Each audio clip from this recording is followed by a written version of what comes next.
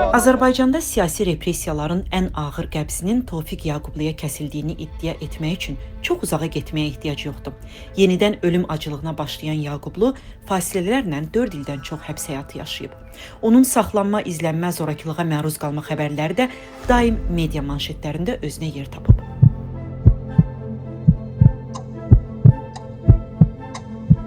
İndi ölüm acılığının günlərinin sayıldığı bir vaxtda retrospektiv bir baxışla Tofiq Yaqublunun siyasi karyerasına nəzər salaq.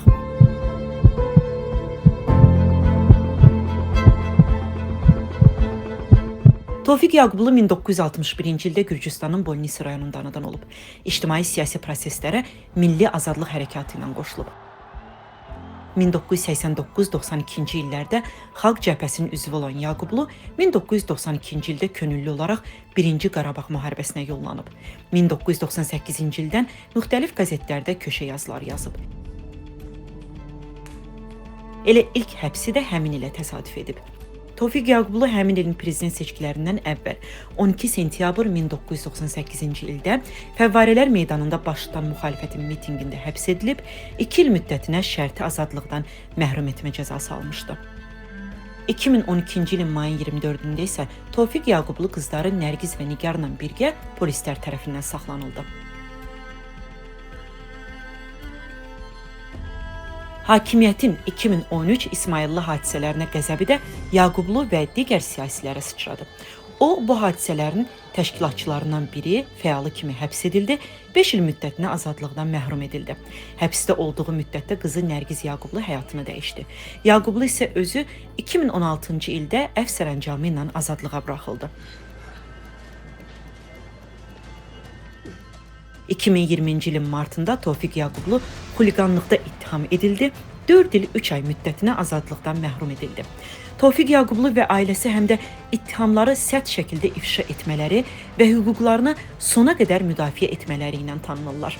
Məlum cinayət işi Yaqublunun digər qızı, ictimai fəal Nigar Həzi sayəsində ifşa edilsə də, məhkəmə qərarları dəyişmədi. Beləliklə, Yaqublu son kartını oynamağa qərar verdi və sentyabrın 2-sindən ölüm acılığına başladı. Qərarın 16-cı günündə hakimiyyət geri addım atmalı oldu və Yaqublu azadlığa buraxıldı. Tofiq Yaqublu 2021-ci ilin dekabrın 1-də Fəvvarələr meydanında aksiya zamanı polislər tərəfindən saxlanıldı. Həmin gün axşam saatlarında Ələt qəsəbəsində tapıldı və üzündə ağır zədələr olduğu göründü. Bu cümlə əcaib səslənə bilər, amma prokurorluq şikayətə cavab olaraq onun öz-özünü döydüyünü elan etdi. Bugün İlham Əliyev öz yırtıcı sifətini göstərdi. Məlum oldu ki, o insanlıqdan da uzaqlaşıbdı. Yenə də Tofiq Yaqublu hakimiyyətin əsas tənqidçilərindən biri olaraq qalırdı və 2023-cü ildən başlayan repressiya dalğası ondan yan ötmədi. Həmin ilin dekabrından həbs edilən Yaqublu bu dəfə dələduzluqda ittiham edildi. Yenə bütün ittihamlar ailə üzvləri, vəkilləri tərəfindən ictimaiyyət qarşısında ifşa edildi. İstintaq isə məhkəməyə sübutlar təqdim etməkdə aciz qaldı. Amma məhkəmə 2025-ci ilin martın 10-da Tofiq Yaqublunu 9 il azadlıqdan məhrum etdi. Yaqublu buna etiraz olaraq növbəti dəfə ölüm acılığına başladığını bəyan etdi. Acılıq aksiyası son variant çarədir. Bu, Tofiq Yaqublunun azadlığı üçün canını verməsi kimi romantikləşdirilə də bilər, amma reallıq odur ki, Azərbaycanda insan haqları, ifadə azadlığı və hüquq aliliyi kimi nüanslar ölüm nöqtəsinə çatıb. Yaşasın Tofiq bəy! Azadlıq! Azadlıq! Azadlıq! Azadlıq!